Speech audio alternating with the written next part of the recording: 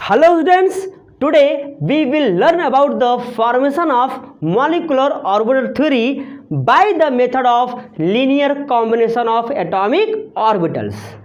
जैसा कि हमने प्रीवियस क्लासेस में पढ़ा कि एमओटी थ्योरी का कॉन्सेप्ट क्या है, वहाँ पर हम लोग ने देखा कि डिफरेंट एटम्स के एटॉमिक ऑर्बिटल्स अपने वेव नेचर के फॉर्म में यानी अपने वेव फंक्शन के फॉर्म में मिक्स होते थे और मिक्स होकर दो नए मॉलिक्यूलर ऑर्बिटल बनाते थे, जिसमें से एक को कह दिया आपने बॉन्डिंग मॉलिक्यूलर ऑर्बिटल और एक को कह दिया एंटी बॉन्डिंग मॉलिक्यूलर ऑर्बिटल्स। वही कॉन्सेप्ट हम यहाँ पे आज सीखेंगे कैसे बनता है वो। ठीक है, तो देखो यहां पर मैंने कुछ पॉइंट लिखे हुए हैं। कभी कभी आपके एग्जाम में डायरेक्ट क्वेश्चन आ जाता है कि explain the linear combination of atomic orbital, मतलब एलसीओ मेथड क्या है उसके बारे में लिखने के लिए। तो बेटा आपको इतने पॉइंट को बताना होता है, क्योंकि हम यहां पर एटॉमिक ऑर्बिटल को एज ए वेव फंक्शन के फॉर्म में ट्रीट करेंगे, उनको वेव फंक्शन के फॉर्म में लेकर चलेंगे, उनमें उसी के फॉर्म में ही मिक्सिंग कराकर हम क्या बनाएंगे, मॉलिक्यूलर ऑर्बिटल बनाएंगे। तो चलिए समझते हैं कि क्या है ये और सीखते हैं कि कैसे ये बनता है। ठीक है, जैसा कि मैंने आपको बताया बेटा कि वैलेंस बॉन्ड थ्योरी में क्या था। वैलेंस बॉन्ड थ्योरी में ये बताया गया कि एक ही एटम, सपोज दैट यहां पर ए एटम है, तो एक ही एटम के जो एटॉमिक ऑर्बिटल्स होंगे से 1s हो गए, ये 2s हो गया, ठीक है, और ये क्या हो गया बेटा 2p हो गया। तो एक ही एटम के जो एटॉमिक ऑर्बिटल्स थे वो मिक्स होकर उतने ही नंबर में नए आपके क्या बनाते थे, हाइब्रिड ऑर्बिटल। उतने ही नंबर में क्या बनते थे बेटा, हाइब्रिड ऑर्बिटल बनते थे। तो इस फिनोमेना को क्या नाम दे दिया गया था, हाइब्रिडाइजेशन। इस फिनोमेना को क्या कहा गया, हाइब्रिडाइजेशन। ठीक है, आप इसको जानते हैं, कोई बात नहीं। लेकिन यहां पर क्या है, एमओटी थ्योरी में क्या मिलेगा आपको, मॉलिक्यूलर ऑर्बिटल थ्योरी में क्या मिलेगा, अलग अलग एटम। सपोज दैट ये एटम ये है और ये एटम बी है, तो ये अलग अलग एटम के जो एटॉमिक ऑर्बिटल होंगे, सपोज दैट 1s और ये 1s, ये इनके एटॉमिक ऑर्बिटल और ये एटॉमिक ऑर्बिटल इनके हो गए। जब ये दोनों मिक्स होंगे तो अलग अलग एनर्जी लेवल के अलग अलग एनर्जी लेवल, ध्यान दीजिएगा मैं क्या बोल रहा हूं, अलग अलग एनर्जी लेवल के यहां पर क्या बनेंगे, मॉलिक्यूलर ऑर्बिटल बनेंगे, जिसमें एक की एनर्जी कम होगी जिसको आपने क्या कह दिया, बॉन्डिंग मॉलिक्यूलर ऑर्बिटल, और एक की एनर्जी हाई होगी जिसको क्या कह दिया, एंटी बॉन्डिंग मॉलिक्यूलर ऑर्बिटल। जबकि वैलेंस बॉन्ड थ्योरी में क्या था, जब वो एटॉमिक ऑर्बिटल मिक्स होते थे तो इक्वल एनर्जी के, सेम एनर्जी के यहां पर हाइब्रिड ऑर्बिटल बनते थे। लेकिन यहां पर क्या है, एमओटी थ्योरी में अलग अलग एनर्जी लेवल पर यहां क्या बनेंगे, मॉलिक्यूलर ऑर्बिटल बनेंगे। क्यों ऐसा होता है, क्योंकि हम यहां एटॉमिक ऑर्बिटल को एज अ वेव फंक्शन की तरह ट्रीट करते हैं, उनके वेव नेचर के फॉर्म में हम उनकी मिक्सिंग कराते हैं। और आप जानते हैं जब वेव टकराते हैं, जब वेव में इंटरफेरेंस होता है तो दो फिनोमेना होता है, एक होता है कंस्ट्रक्शन यानी एडिशन का और एक होता है डिस्ट्रक्शन मतलब सब्ट्रैक्शन का। तो कंस्ट्रक्शन और डिस्ट्रक्शन दोनों फिनोमेना यहां लेके चलेंगे, तभी अलग अलग एनर्जी लेवल में क्या बनते हैं, मॉलिक्यूलर ऑर्बिटल बनते हैं। और इसी मेथड को कहते हैं बेटा linear combination of atomic orbital. यानी कि एमओटी का जो कॉन्सेप्ट है, यानी कि मॉलिक्यूलर ऑर्बिटल बनने का जो कॉन्सेप्ट है वह है linear combination of atomic orbitals, और वैलेंस बॉन्ड थ्योरी में हाइब्रिड ऑर्बिटल बनने का जो कॉन्सेप्ट है वह है हाइब्रिडाइजेशन। अब हमें इसको नहीं देखना है, हमें इसको देखना है। तो आई होप आपको चीजें समझ में आ गई। तो चलिए आइए स्टार्ट करते हैं इसके मेथड को और सीखते हैं कि कैसे यहां पर एटॉमिक ऑर्बिटल्स या उनके जो वेव फंक्शन हैं वो मिक्स होकर मॉलिक्यूलर ऑर्बिटल का फॉर्मेशन करते हैं। देखो बेटा यहां पर बेटा हम लोग एटॉमिक ऑर्बिटल को एज अ वेव नेचर की तरह ट्रीट करेंगे। देखिए होता क्या है कि इलेक्ट्रॉन एक मैटर है, अगर कोई मैटर है तो उसमें डुअल नेचर मिलता है, एक मिलता है पार्टिकल नेचर और एक होता है वेव नेचर। तो जो इलेक्ट्रॉन का वेव नेचर होगा वही एटॉमिक ऑर्बिटल का वेव नेचर होगा। हम उनको एज अ वेव फंक्शन की तरह ट्रीट करेंगे और उनके वेव फंक्शन को ऐड करेंगे और क्या करेंगे बेटा, सब्ट्रैक्ट करेंगे। अच्छा, ये फिनोमेना होता कैसे? हमारे कुछ प्यारे बच्चों ये समझ नहीं पाते कि किस तरीके से यहाँ पर वेव्स का इंटरफेरेंस होता है।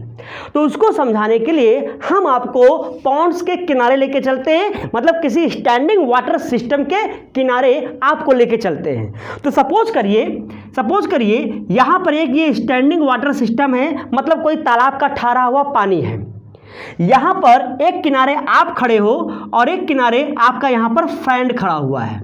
ठीक है, यहाँ पर एक किनारे आप हो बेटा और एक किनारे क्या है, आपका फ्रेंड है। अब ये आप दोनों जो हैं, आप दोनों एक ही समय पर इस तालाब में एक पत्थर का टुकड़ा फेंकते हो। इसने भी फेंका, आपने भी फेंका। तो इससे क्या होगा, इस स्टैंडिंग वाटर में वेव बनने शुरू हो जाएंगे और ये जो वेव बनेगा बेटा वो आगे की ओर क्या करेगा, बढ़ेगा।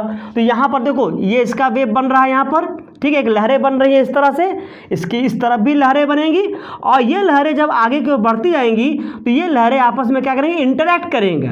यहाँ पे लहरें क्या होंगी, आपस में इंटरैक्ट करने शुरू कर देंगी। तो यही इंटरेक्शन जो होता है बेटा, यही क्या होता है, इंटरफेरेंस होता है।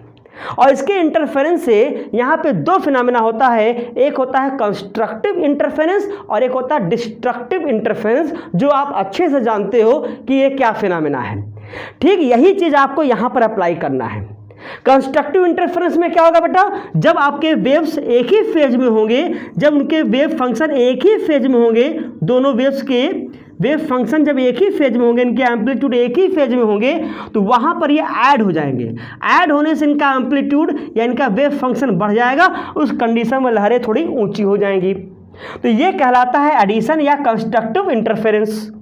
अगर ये अपोजिट फेज में होंगे, अगर ये दोनों वेव फंक्शन यानी दोनों वेव्स के वेव फंक्शन अगर ये अपोजिट फेज में होंगे बेटा, तो इनमें क्या होगा, इनमें डिस्ट्रक्टिव हो जाएगा, ये सब्ट्रैक्ट कर जाएंगे। सब्ट्रैक्ट करने पर इनके जो लहरें हैं वो क्या होगी, वो कम हो जाएंगी, उनके लोब्स जो होंगे, उनका जो वेव फंक्शन होगा घट जाएगा।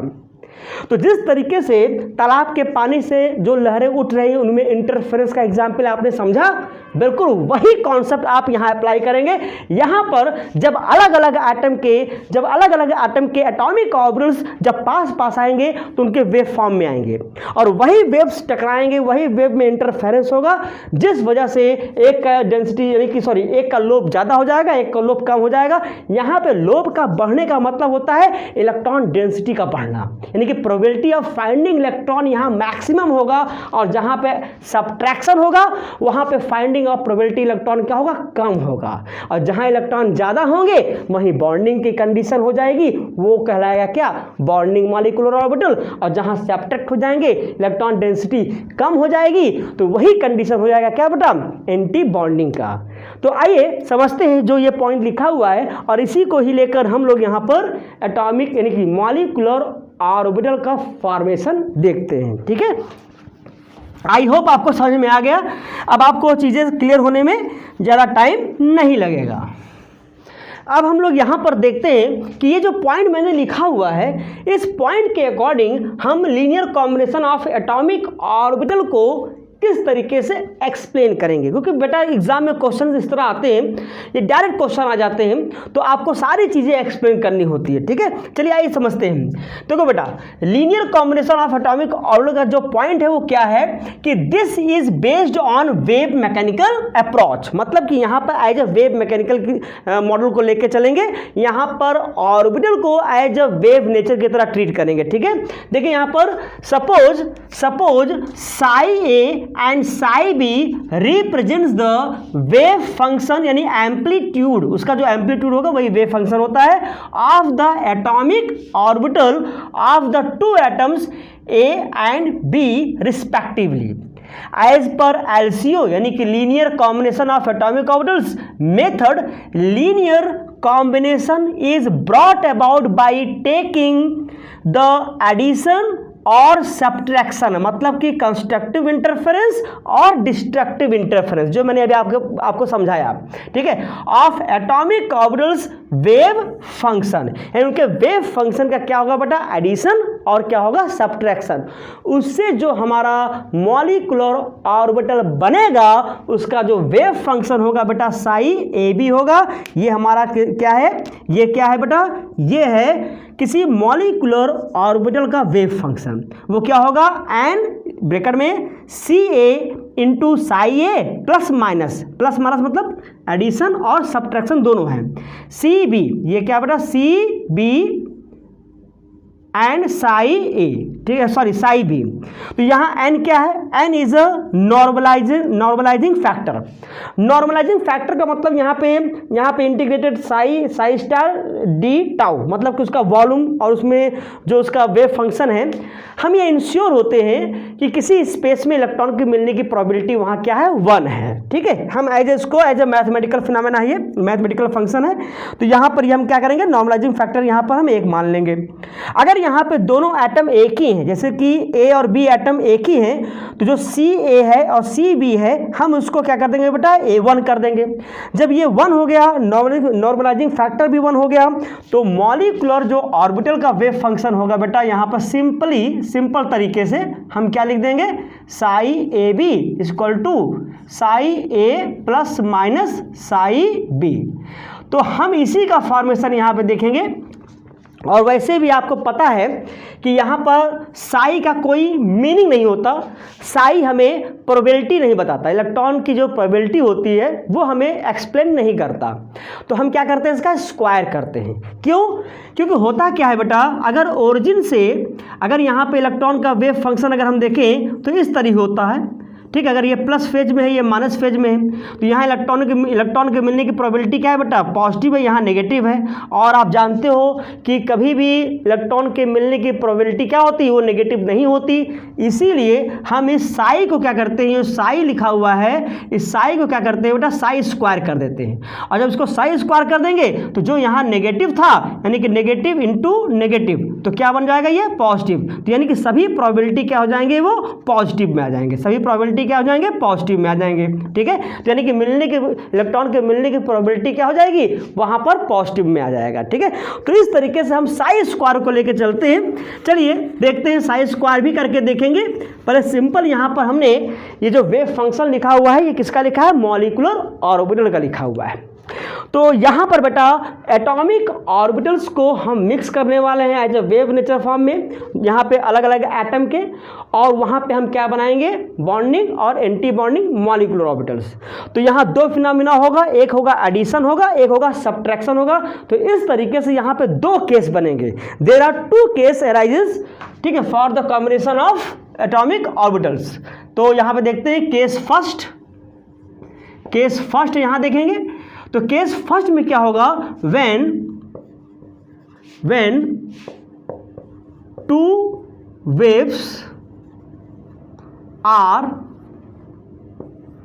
in same phase so that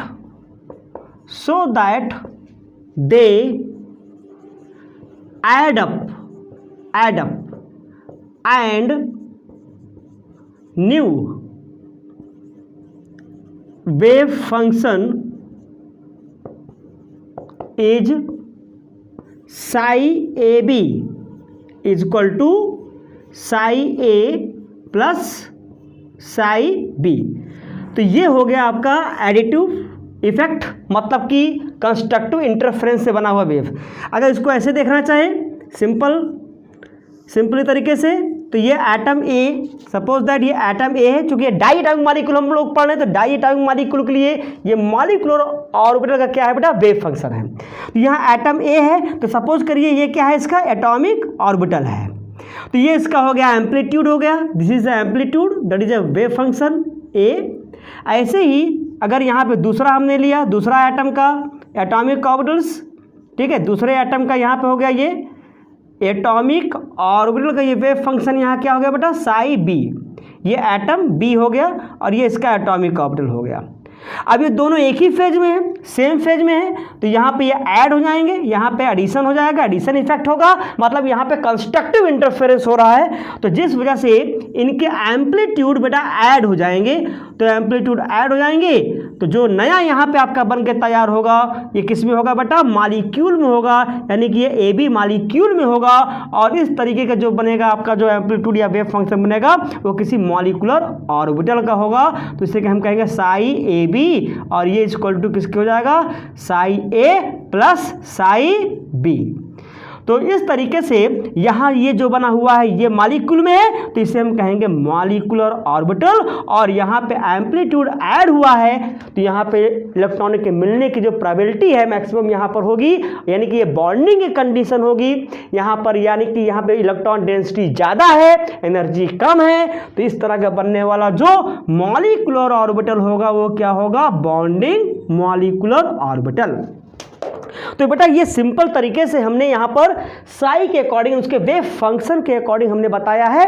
अब इसको हम जब स्क्वायर कर देंगे तो इसका पिक्चर और क्लियर हो जाएगा कि किस तरीके से यहाँ पे इलेक्ट्रॉन डेंसिटी क्या होती है, ज़्यादा हमको मिलती है, यानी कि इलेक्ट्रॉनों के मिलने की प्रोबेबिलिटी यहाँ पे क्या होती है, मैक्सिमम होती है। आई थिंक आपको यहाँ तक क्लियर हो गया है, तो यहाँ तक का स्क्रीनशॉट ले लीजिए, यहाँ तक लिख लीजिए, बस इसी का आगे हम लेकर चलते हैं। ठीक है, तो चलिए आइए देखते हैं। पहले आप लोग इसको अच्छे से लिख लीजिएगा, ठीक है, मैं इसको मिटा के आगे की चीज़ें बताता हूँ। अब हमें इसको स्क्वायर करना है, तो हम स्क्वायर करेंगे तो आपको और अच्छे से क्लियर हो जाएगा कि कैसे यहाँ पर बॉन्डिंग मॉलिक्यूलर ऑर्बिटल में इलेक्ट्रॉन डेंसिटी मैक्सिमम होती है और वो बॉन्ड बनने की क्या होती है, कंडीशन होती है। ठीक है, तो देखते हैं, इसको मिटा देते हैं। अब हम लोग यहाँ पर केस फर्स्ट को हम यहाँ पर साई वर्सेस आर के ग्राफ से समझेंगे कि बॉन्डिंग के क्या कंडीशंस हैं। ठीक है, बहुत इजी है, बहुत आसान है, समझने का प्रयास करिएगा, कोशिश करिएगा, आसान है ये। तो साई वर्सेस आर के ग्राफ से समझेंगे।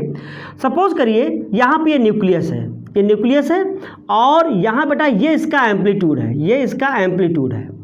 ठीक है, ये इसका एम्पलीट्यूड हो गया, ठीक है, और ये डिस्टेंस हो गया फ्रॉम द न्यूक्लियस।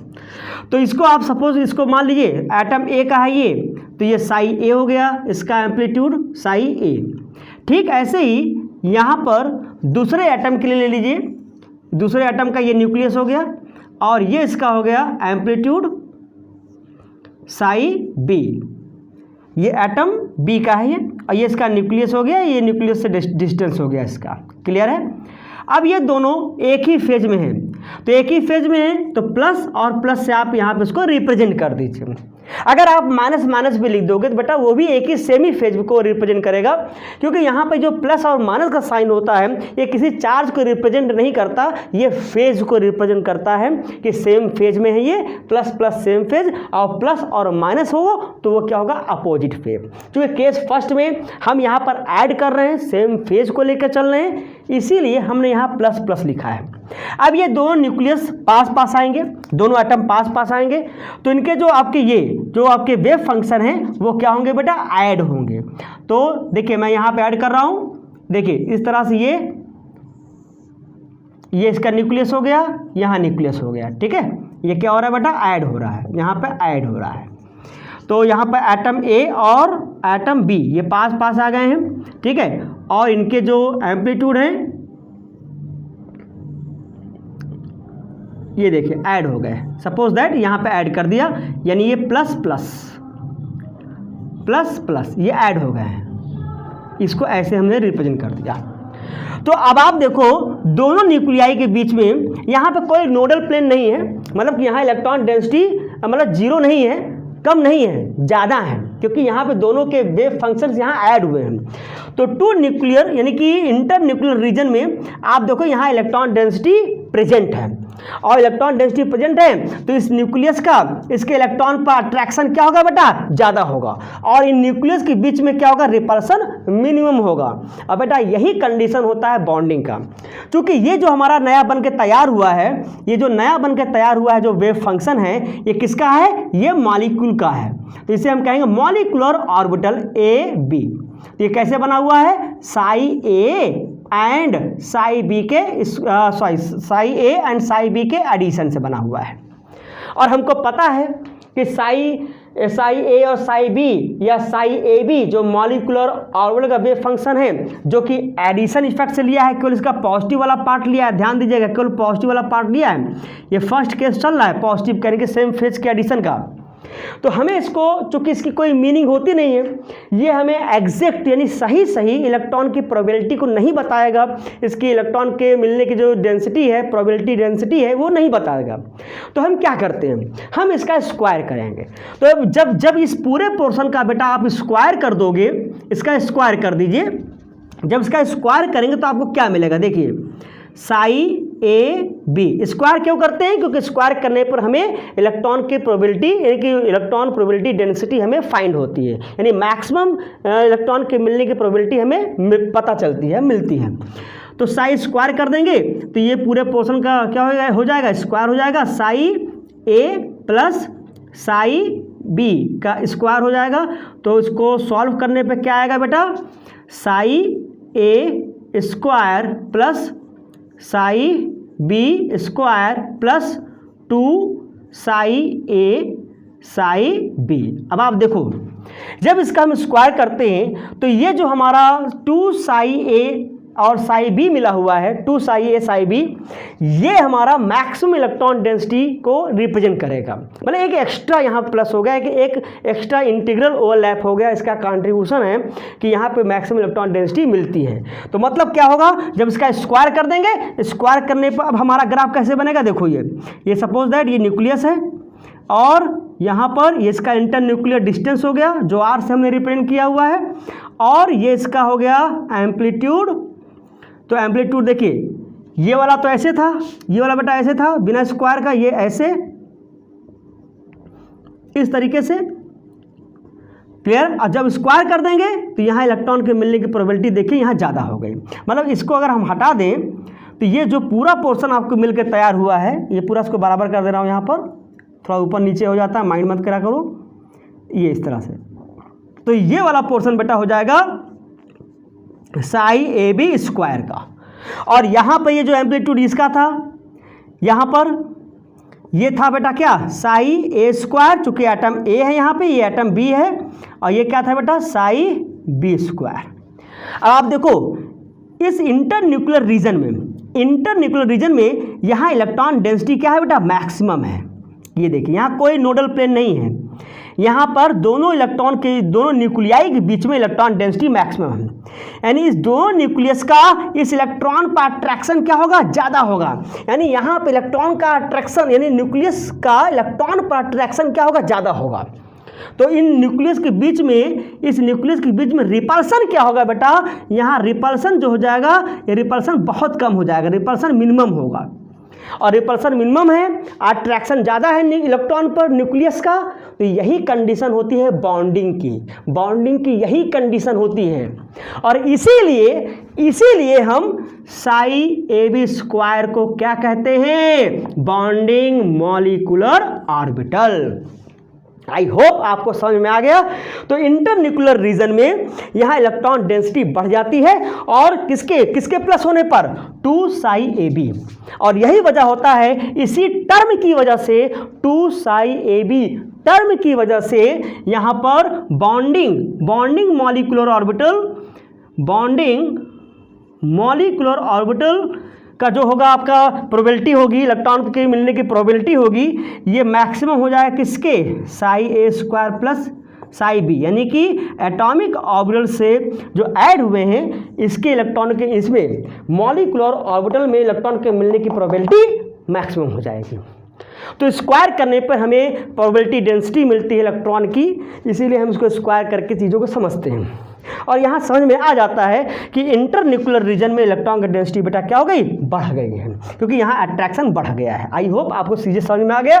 तो साई वर्सेस आर के ग्राफ से भी मैंने आपको रिप्रेजेंट कर दिया कि किस तरीके से इंटर न्यूक्लियर रीजन के बीच में, इंटर न्यूक्लियर रीजन में इलेक्ट्रॉन डेंसिटी मैक्सिमम मिलती है। तो ये हो गया केस फर्स्ट, जिसमें एडिशन किया है आपने। इसमें आपके सेम फेज वाले जो एम्पलीट्यूड हैं, सेम फेज वाले जो वेव फंक्शन है, उनके एटॉमिक ऑर्बिटल को ऐड किया है और क्या बनाया, बॉन्डिंग मॉलिक्यूलर ऑर्बिटल। अब समझेंगे हम केस सेकंड। केस सेकंड में क्या समझेंगे बेटा, वहाँ पे क्या होगा, सब्ट्रैक्शन, मतलब कि अब ये नेगेटिव वाला पोर्शन लेके चलेंगे। ठीक है, आप लोग उसको अच्छे से लिख लीजिएगा। ठीक है, अच्छे से समझ लीजिए, बहुत ही इंपॉर्टेंट है। कई लोगों तो पल्ले नहीं पड़ता कि ये कैसे बन गया, कैसे हो जाता है, लेकिन बेटा आपने चीज़ों को समझा है, आपने सीखा है, रटिएगा नहीं, सीखने का प्रयास करिए। ठीक है, और मैं सिखाऊंगा, आशीष सर सफिशिएंट है आप लोग के लिए। ठीक है, सारी चीज़ें बताने के लिए, बस आप अपना मेहनत करिए और अपने बचपन का सपना पूरा करिए। ठीक है, आप एक अच्छा इंजीनियर बनिए, टेक्निकली किसी भी चीज़ को टेक्निकली समझने की कोशिश किया करो। ठीक है, चलो केस सेकंड देखते हैं क्या है। आइए अब यहाँ पे हम लोग केस सेकंड देखते हैं।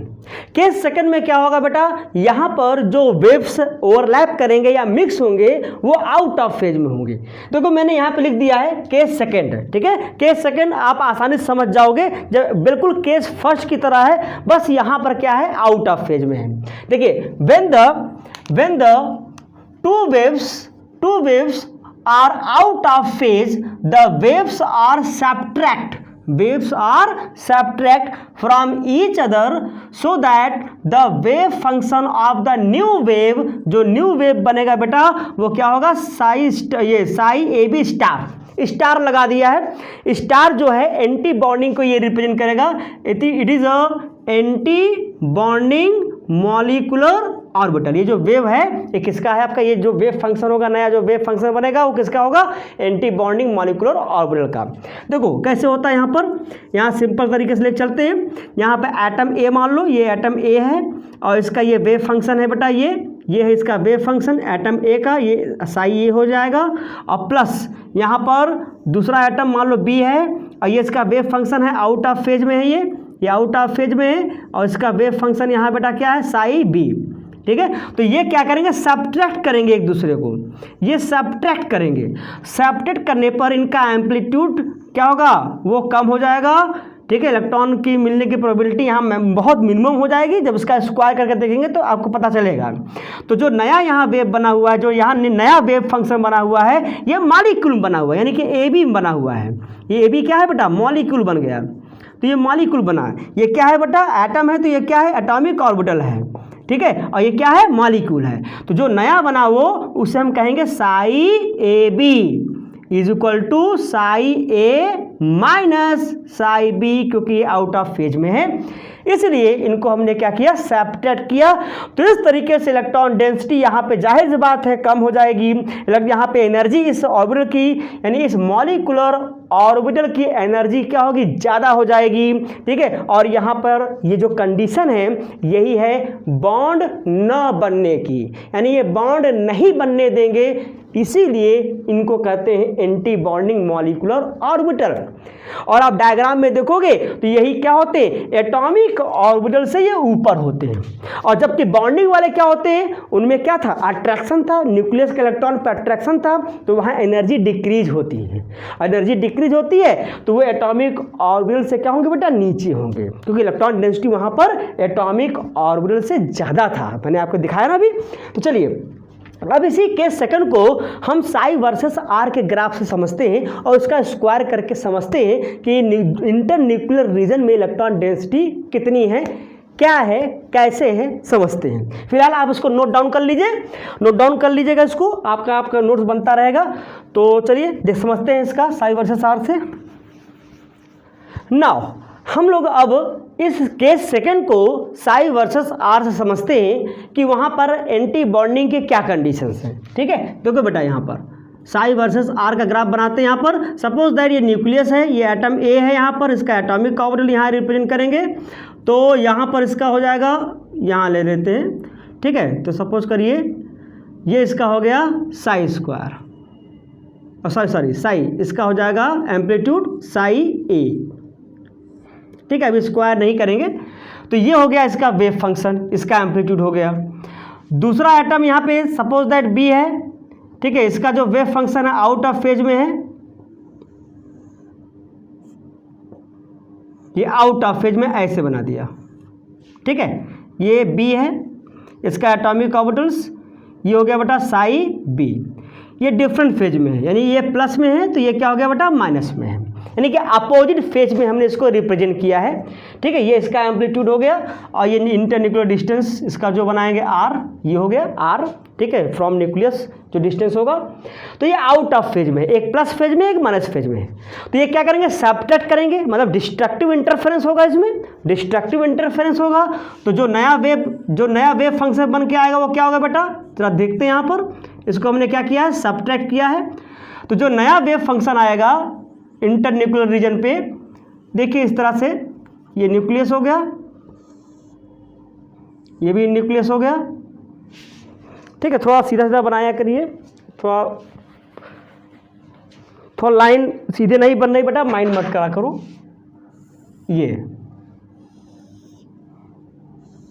ये देखिए, ठीक है, ये हो गया। तो ये इसका हो गया, ये और ये इसका हो गया, ये इसका न्यूक्लियस हो गया। ठीक है, ये एटम ए और एटम बी, अब ये क्या बन गए बेटा, ये बन गए हैं मॉलिक्यूल ए बी। तो ये प्लस फेज और ये माइनस फेज। तो अब आप देखो इंटरन्यूक्लियर रीजन में, यानी कि इंटरन्यूक्लियर रीजन में यहाँ पे एक नोडल प्लेन आ जाएगा। नोडल प्लेन का मतलब यहाँ इलेक्ट्रॉन डेंसिटी बहुत कम है, जीरो नहीं बोल सकते, होते हैं लेकिन बहुत कम होते हैं।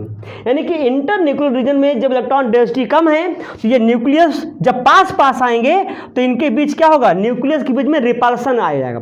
तो रिपल्सन होने की वजह से यहाँ एनर्जी बढ़ जाती है। इसी वजह से ये जो आपके ऑर्बिटल बनेगा, ये जो आपका मॉलिक्यूलर ऑर्बिटल बनेगा, इसी को कहते हैं एंटी बॉन्डिंग मॉलिक्यूलर ऑर्बिटल। और इसको रिप्रेजेंट कैसे करते हैं बेटा, इसको रिप्रेजेंट करेंगे आप psi star A B minus equal to psi A minus psi B, इस तरीके से। जबकि बॉन्डिंग में ये क्या था, प्लस में था। चलिए अब इसका हम करेंगे, क्योंकि ये साई ए और साई बी या साई ए बी जो एंटी बॉन्डिंग मॉलिक्यूलर ऑर्बिटल बता रहा है, ये हमें इलेक्ट्रॉन डेंसिटी यानी कि इलेक्ट्रॉन प्रोबेबिलिटी डेंसिटी को एक्सप्लेन नहीं कर रहा है। तो हम क्या करेंगे, इसका स्क्वायर करेंगे। तो इसका पूरे का आप स्क्वायर कर दीजिए। जब इस पूरे का स्क्वायर कर देंगे तो क्या आएगा, देखो साई स्टार ए बी का हमने क्या किया बेटा, स्क्वायर किया। तो यहाँ पर एटॉमिक ऑर्बिटल के वेव फंक्शन का जो सब्ट्रैक्शन हुआ है उसका भी हम करेंगे स्क्वायर, इसका स्क्वायर कर देंगे, इसको सॉल्व करेंगे। तो क्या आएगा, psi A square plus psi B square minus 2 psi A psi B. अब आप देखो बेटा यहाँ पर क्या है कि 2 साई ए साई बी की वजह से यहाँ पे इलेक्ट्रॉन डेंसिटी क्या हो रही है, डिक्रीज हो रही है। जब इसका आप स्क्वायर करोगे, जब स्क्वायर करेंगे तो ये माइनस क्या हो जाएगा, माइनस प्लस में आ जाएगा, क्योंकि माइनस का स्क्वायर करने पे वो क्या होगा, प्लस में आ जाएगा। तो इसका जो डायग्राम बनेगा, देखिए इस तरह कुछ बनेगा। इसका डायग्राम इस तरह यहाँ बना दे रहा हूँ मैं। ये इंटरन्यूक्लियर डिस्टेंस हो गया, इंटरन्यूक्लियर डिस्टेंस। तो देखिए ये तो प्लस का स्क्वायर करने पे प्लस हो ही जाएगा और माइनस का स्क्वायर करने में बेटा क्या होगा, वो प्लस हो जाएगा। ये देखिए यहाँ पर ये प्लस और ये प्लस, दोनों प्लस प्लस हैं। लेकिन अब आप देखो कि यहाँ इलेक्ट्रॉन डेंसिटी क्या है, खाली है, मतलब यहाँ इलेक्ट्रॉन डेंसिटी है ही नहीं है। यहाँ पे क्या आ गया है, नोडल प्लेन आ गया है। ये क्या आएगा, नोडल प्लेन, मतलब कि बेटा यहाँ इलेक्ट्रॉन डेंसिटी बहुत कम है। तो इस तरह का जो यहाँ पर बन के तैयार हुआ है ये आपका साई ए बी यानी कि एंटी बॉन्डिंग मॉलिक्यूलर ऑर्बिटल्स। ठीक है, इसका क्या किया बेटा, स्क्वायर किया है। चूंकि यहाँ पर इलेक्ट्रॉन डेंसिटी कम है तो न्यूक्लियस का इस पर अट्रैक्शन तो बिल्कुल कम होगा। भाई जब दो इंटरन्यूक्लियर रीजन में दो न्यूक्लियस के बीच में इलेक्ट्रॉन डेंसिटी बहुत कम हो गई है तो वहां पर न्यूक्लियस का अट्रैक्शन इलेक्ट्रॉन पे तो मिनिमम होगा, जिस वजह से ये न्यूक्लियस जो होंगे पास आएंगे, इनके बीच डिस्टेंस क्या होगी, कम होगा। तो जब डिस्टेंस कम होगा तो यहाँ बेटा रिपल्सन क्या होगा, बढ़ जाएगा। यानी कि न्यूक्लियस के बीच में रिपल्सन बढ़ जाएगा, तनातनी हो जाएगा, जिस वजह से इनकी एनर्जी ज़्यादा हो जाएगी। और यही कंडीशन कहलाती है क्या, एंटी बॉन्डिंग की। यही कंडीशन क्या कहलाएगी, एंटी बॉन्डिंग की। और यही वजह होता है कि हम साई स्टार ए बी यानी कि साई ए बी स्टार के स्क्वायर को हम कह देते हैं एंटी बॉन्डिंग मॉलिक्यूलर ऑर्बिटल, क्योंकि बॉन्ड बनने नहीं देगा, बॉन्ड नहीं बनने देगा, क्योंकि इंटरन्यूक्लियर रीजन में इलेक्ट्रॉन डेंसिटी क्या है, कम है। तो इस तरीके से हमें ये समझ में आ गया कि जब भी सेम फेज के एटॉमिक ऑर्बिटल के जो वेव फंक्शन है वो जब मिक्स होंगे उनमें डिस्ट्रक्टिव इंटरफेरेंस कंस्ट्रक्टिव इंटरफेरेंस होगा, वो जब ऐड करेंगे तो इलेक्ट्रॉन डेंसिटी बढ़ेगी, और जब सब्ट्रैक्शन होगा, जब डिस्ट्रक्टिव इंटरफेरेंस होगा तो वहाँ इलेक्ट्रॉन डेंसिटी कम होगी। तो इस तरीके से इलेक्ट्रॉन डेंसिटी बढ़ती है तो एनर्जी घटती है। इलेक्ट्रॉन डेंसिटी, अगर इलेक्ट्रॉन डेंसिटी इंटरन्यूक्लियर रीजन में बढ़ रही है, इलेक्ट्रॉन डेंसिटी इंटरन्यूक्लियर रीजन में बढ़ेगी तो उसकी एनर्जी क्या होगी बेटा, घटेगी। और अगर इलेक्ट्रॉन डेंसिटी घटेगी तो उनके इंटरन्यूक्लियर रीजन में एनर्जी क्या होगी, बढ़ेगी ड्यू टू रिपल्सन, क्योंकि यहाँ रिपल्सन हो रहा है। रिपल्सन होने से क्या होगा, एनर्जी बढ़ जाएगी। भाई जब आपके बीच में झगड़ा होता है, आपके दोस्तों के बीच में जब तनातनी होती है तो वहाँ एनर्जी लगती है, वहाँ एनर्जी मारने पीटने में लगेगी। और दोस्ती प्यार में बस क्या होगा, प्यार भरी बातें करने में कौन सी एनर्जी लगती है, ठीक है। तो यही वजह होता है कि यहाँ पर एनर्जी बढ़ती है और बॉन्डिंग में एनर्जी घटती है। और जब इनका डायग्राम बनाएंगे हम डायग्राम बनाएंगे, तो डायग्राम जब बनाएंगे तो इसको यहाँ मिटा दे रहा हूँ। अब बाकी चीज़ समझ में आ गया, लिख ही लिए होगे आप लोग, नहीं तो रिवर्स करके स्क्रीनशॉट ले लीजिएगा। जब आप डायग्राम बनाओगे, सपोज दैट ये एस का ऑर्बिटल है, ये एस ऑर्बिटल है, तो जब डायग्राम बनाएंगे तो ये जब दोनों मिक्स होंगे तो एक एनर्जी कम हो जाएगी, एक एनर्जी क्या होगी, ज़्यादा हो जाएगी। एक एनर्जी कम हुई तो क्या हो जाएगा, बॉन्डिंग मॉलिक्यूलर ऑर्बिटल, और एक एनर्जी ज़्यादा हो जाएगी, एक एनर्जी कम हो जाएगी तो बॉन्डिंग मॉलिक्यूलर ऑर्बिटल, और एक एनर्जी ज़्यादा हो जाएगी वो क्या हो जाएगा बेटा, एंटी बॉन्डिंग मॉलिक्यूलर ऑर्बिटल। तो anti bonding molecular orbital case second से समझ में आ गया, और बॉन्डिंग मॉलिक्यूलर ऑर्बिटल का केस हमें आपका फर्स्ट से समझ में आ गया। और एक चीज़ और की समझिएगा, ये है एटॉमिक ऑर्बिटल्स, यानी ये एटम है। यहाँ पे इलेक्ट्रॉन डेंसिटी जो आप देख रहे हो बेटा, एक न्यूक्लियस के इन्फ्लुएंस में है, यानी कि एक न्यूक्लियस के अराउंड यहाँ पे इलेक्ट्रॉन डेंसिटी है। इसीलिए एटम में क्या होता है, ये मोनोसेंट्रिक, क्या होता है, ये मोनोसेंट्रिक। और जबकि यहाँ पे इलेक्ट्रॉन डेंसिटी आप जो देखते हो किसी मॉलिक्यूल में 2 न्यूक्लियाई के रीजन में होता है, ठीक है, यानी कि 2 न्यूक्लियस के इंटरन्यूक्लियर रीजन में होता है। 2 न्यूक्लियस के क्या होता है बेटा, उनके इन्फ्लुएंस में रहेगा ये इसकी इलेक्ट्रॉन डेंसिटी मॉलिक्यूल में। इसीलिए इसे हम कहते हैं पॉलीसेंट्रिक। क्या कहते हैं इसको, पॉलीसेंट्रिक, ठीक है। 2 और मोर देन 2 आ जाए तो पॉलीसेंट्रिक में आ जाएगा, ठीक है। तो इस तरीके से मॉलिक्यूलर ऑर्बिटल यानी कि बॉन्डिंग मॉलिक्यूलर ऑर्बिटल और एंटी बॉन्डिंग मॉलिक्यूलर ऑर्बिटल के केस को आपने देखा, आपने सीखा, आपने समझा, ठीक है। रटने का प्रयास न करिएगा, चीज़ों को समझिए, ठीक है। इस तरह से आप नोट्स बना लीजिएगा, एग्जाम में जब भी आएगा झमाझम आप उसको लीजिएगा, नंबर आपका नहीं कटेगा। इस तरह से आपने एक्सप्लेन किया तो आपको पूरा नंबर मिलेगा, ठीक है बेटा। तो अच्छी तरीके से समझ के आप उसको लिखिएगा ज़रूर, ओके। तो चलिए फिर इसके बाद देखेंगे इसका कंडीशन क्या है, कैसे आपका लीनियर कॉम्बिनेशन के लिए क्या कंडीशन होते हैं, सिमेट्री क्या होती है उसकी, उसमें क्या जरूरी होता है कि भाई जब एटॉमिक ऑर्बिटल आए तो उनमें प्रॉपर ओरिएंटेशन भी होना चाहिए। और फिर उसके बाद हम लोग देखते हैं टाइप्स ऑफ मॉलिक्यूलर ऑर्बिटल्स। जैसे कि आपने एटॉमिक ऑर्बिटल के टाइप्स देखा होगा। एटॉमिक ऑर्बिटल मतलब जैसे एस है तो स्फेरिकल हो गया, पी है तो डंबल शेप हो गया, है ना। तो ये तो किसके लिए था, ये एटम के लिए था। लेकिन ऐसा ही कुछ शेप हम देखेंगे किसके लिए, मॉलिक्यूलर ऑर्बिटल के लिए, ठीक है। चलिए देखेंगे क्या है, ठीक है। फिलहाल आप इतनी चीज़ें नोट कर लीजिए, बाकी चीज़ें हम लोग समझेंगे, ठीक है।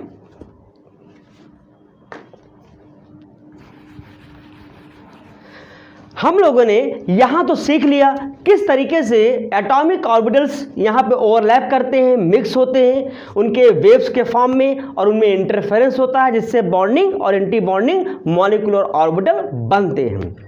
अब हम लोग यहाँ पर इस एलसीओ मेथड के कंडीशंस को देखेंगे कि यहाँ पे जो मिक्सिंग हो रही है बेटा एटॉमिक ऑर्बिटल्स की, क्या उसके कंडीशंस होंगे, ठीक है। चलिए आइए देखते हैं। यहाँ पे देखिए फर्स्ट कंडीशन यहाँ पे है, energy of overlapping atomic orbitals should be equal और नियरली इक्वल, यानी कि जो एटॉमिक ऑर्बिटल्स ओवरलैप करने जा रहे हैं, मिक्स होने जा रहे हैं, उनकी एनर्जी लगभग क्या होनी चाहिए, इक्वल होनी चाहिए। या अगर इक्वल है, एग्जैक्ट इक्वल है तो ठीक है, नहीं तो नियरली इक्वल होनी चाहिए। फॉर एग्जाम्पल आप देखिए जैसे यहाँ पे एटम ए है और ये एटम बी है। अब ये दोनों एटम्स क्या फॉर्म करेंगे बेटा, मॉलिक्यूल बनाएंगे ए बी। तो मान लो इनके एटॉमिक ऑर्बिटल्स यहाँ पर 1s 2s और ये क्या है 2p। ठीक, ऐसे ही इनके भी एटॉमिक ऑर्बिटल्स यहाँ पर 1s 2s एंड 2p है। तो इसके अकॉर्डिंग क्या है कि 1s किससे ओवरलैप करेगा, 1s के साथ, क्योंकि इनकी एनर्जी लेवल क्या है, इक्वल है। अगर मान लो कहीं ऊपर नीचे थोड़ा हो भी जाता है तो नियरली इक्वल रहेंगे, लेकिन कभी भी 1s 2s के साथ ओवरलैप नहीं करेगा या 2p के साथ ओवरलैप नहीं करेगा, क्योंकि इनकी एनर्जी में काफ़ी डिफरेंस है। तो इसलिए यहाँ पे जब भी एटॉमिक ऑर्बिटल्स ओवरलैप करेंगे बेटा, ठीक है, तो वो क्या होने चाहिए, इक्वल एनर्जी के होने चाहिए या नियरली इक्वल होने चाहिए। सेकंड कंडीशन क्या है, सेकंड कंडीशन है the combining atomic orbitals must have the same symmetry about the molecular axis, यानी कि जो बॉन्डिंग और एंटी बॉन्डिंग आप बनाते हो, यहाँ बनेंगे ओवरलैप करने के बाद, उनकी सिमेट्री क्या होनी चाहिए, लगभग क्या होनी चाहिए, सेम होनी चाहिए। ठीक है, जैसे मान लो अगर ये ऑर्बिटल्स हैं, ठीक है, ये भी आपके ऑर्बिटल्स हैं मॉलिक्यूलर एक्सिस पे, अगर यहाँ पे इसकी सिमेट्री जी है यानी कि जीरेड है, तो ये भी जीरेड होने चाहिए।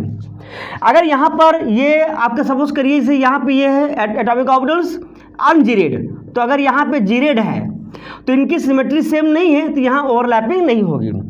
देखो बेटा, यहाँ जो सेंटर ऑफ सिमेट्री है, सेंटर ऑफ सिमेट्री, उसमें हम लोग जीरेड एंड अनजीरेड ये उसको लेके चलते हैं। तो ये क्या चीज़ है, आपको जब मैंने ये मॉलिक्यूलर ऑर्बिटल का शेप बताएंगे, उसका कैसे शेप होता है, तो वहाँ पे क्लियर हो जाएगा। ठीक है, देखिए थर्ड कंडीशन क्या है, the combining atomic orbitals must overlap to the maximum extent, यानी कि जो भी एटॉमिक ऑर्बिटल्स यहाँ ओवरलैप कर रहे हैं वो मैक्सिमम एक्सटेंट तक होने चाहिए, मैक्सिमम उनमें ओवरलैपिंग होनी चाहिए। ठीक है, देखो बेटा इसको ऐसे समझिए, यहाँ पर जो भी एटॉमिक ऑर्बिटल्स हम लेके चलते हैं, हम उनके एक फेज में लेके चलते हैं। ठीक है, सपोज दैट एस ऑर्बिटल है, एस ऑर्बिटल कैसा होता है, स्फेरिकल होता है, और यहाँ पे सेंटर में क्या है बेटा, न्यूक्लियस है।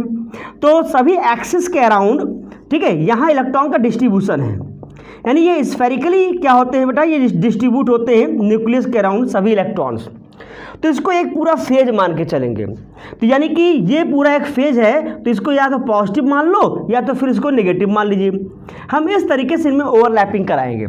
अगर सेम फेज में है, जैसे देखो प्लस और ये प्लस, तो हम ये सेम फेज में होंगे, तो इनमें क्या होगा बेटा, जब ये ओवरलैप करेंगे तो यहाँ पे होगा कंस्ट्रक्शन होगा, यानी कि एडिशन होगा, और जब ये अपोजिट फेज में है तो यहाँ पे क्या होगा, डिस्ट्रक्शन होगा, मतलब कि यहाँ पे सब्ट्रैक्ट करेंगे। तो जितने भी आपके एटॉमिक ऑर्बिटल्स हैं उनमें जो भी लोब प्रेजेंट हैं, उस लोब को हम यहाँ पर एक फेज की तरह रिप्रेजेंट करते हैं। जैसे कि यहाँ पे पी ऑर्बिटल ले लीजिए, पी ऑर्बिटल, अगर पी ऑर्बिटल की बात करें तो ये न्यूक्लियस हो गया, तो न्यूक्लियस के एक एक्सिस के अराउंड यहाँ पे दो लोब मिलते हैं पी ऑर्बिटल में। तो एक लोब बेटा क्या होगा, पॉजिटिव, और एक लोब क्या होगा यहाँ पर नेगेटिव। ठीक है, तो इस तरीके से हम इनको फेज से रिप्रेजेंट करते हैं इनके ऑर्बिटल्स को। और इसी तरीके से सेम फेज में अगर यहाँ ओवरलैपिंग हो रही है तो मैक्सिमम एक्सटेंट तक ओवरलैपिंग होगी। अगर अपोजिट फेज है नेगेटिव पॉजिटिव में, तो वहाँ पे ओवरलैपिंग उतनी इफेक्टिव नहीं होगी। जैसे यहाँ देखिए, जैसे देखिए बेटा, जैसे यहाँ पर पी ऑर्बिटल है, ये न्यूक्लियस हो गया, ये इसका एक फेज हो गया, ये एक फेज हो गया। अब ऐसे ही दूसरा एटॉमिक ऑर्बिटल आ गया, दूसरे एटम का पी ऑर्बिटल, यहाँ पर ये प्लस और ये माइनस, तो सेम फेज है, तो सेम फेज में इफेक्टिव ओवरलैपिंग होगी। यहाँ पे कंस्ट्रक्शन आपका होगा, मतलब कि वेव्स का कंस्ट्रक्शन होगा। ठीक है, जिससे यहाँ पे क्या बनेगा, बॉन्डिंग मॉलिक्यूलर ऑर्बिटल बनेगा। ठीक ऐसे ही डबल डंबल, जैसे डबल डंबल में जैसे डी ऑर्बिटल ले लीजिए, डी ऑर्बिटल कैसा होता है, डबल डंबल, ये देखिए यहाँ पर दो लोब मिलते हैं। सपोज दैट मैंने ये लिया हुआ है 5 डी ऑर्बिटल होते हैं, तो यहाँ पर ये एक फेज में है और ये क्या है बेटा, ये दूसरे फेज में है। तो इनको एक फेज की तरह हम यहाँ पर क्या करेंगे, ट्रीट करेंगे इनके लोब को। ठीक है, और यहाँ पर जब भी ओवरलैपिंग हो प्रॉपर ओरिएंटेशन में भी होना चाहिए। प्रॉपर ओरिएंटेशन कैसे होगा, देखो इस तरीके से, जैसे कि यहाँ पर ये हो गया पी ऑर्बिटल और ये हो गया एक पी ऑर्बिटल्स। देखिए सपोज करिए यहाँ पे ये लिख दिया, तो ये प्लस और ये प्लस सेम फेज में है। ठीक है। इनमें क्या होगा, कंस्ट्रक्शन होगा। कंस्ट्रक्शन मतलब कि यहाँ जो इंटरफेरेंस होगा इनके वेव में वो होगा कंस्ट्रक्शन इंटरफेरेंस, यानी कि यहाँ पे क्या बनेगा, बॉन्डिंग मॉलिक्यूलर ऑर्बिटल। तो ये एक ही एक्सिस में होना चाहिए, ये प्रॉपर ओरिएंटेशन में है, कभी ऐसी ओवरलैपिंग नहीं होगी। ये सपोज करिए ये है पी ऑर्बिटल्स, तो इस तरह की ओवरलैपिंग बेटा यहाँ नहीं होगी, ऐसे है, ठीक है। क्योंकि यहाँ पर ओवरलैपिंग इफेक्टिव नहीं है, मतलब यहाँ पर ढंग से ओवरलैपिंग नहीं हो रही है, तो बॉन्ड में यहाँ फॉर्म नहीं होगा। क्योंकि अगर ये प्लस फेज में है तो ये प्लस और ये माइनस, तो प्लस प्लस में तो कंस्ट्रक्शन हुआ और माइनस माइनस में क्या हुआ, डिस्ट्रक्शन हुआ, तो कंस्ट्रक्शन और डिस्ट्रक्शन तो बराबर हो गया। तो ऐसी ओवरलैपिंग पॉसिबल नहीं है। It is a improper orientation, it is a proper orientation, ठीक है। ये प्रॉपर ओरिएंटेशन में रहेगा ये वाला, ठीक है। तो आई होप आपको समझ में आ गया। बाकी चीज़ें देखो, जब इसके ऑर्बिटल्स का यानी कि मॉलिक्यूलर ऑर्बिटल के जो शेप हैं, उसका जो फॉर्मेशन, उसके जो टाइप्स हैं, जब हम उसको देखेंगे आपको समझ में आएगा।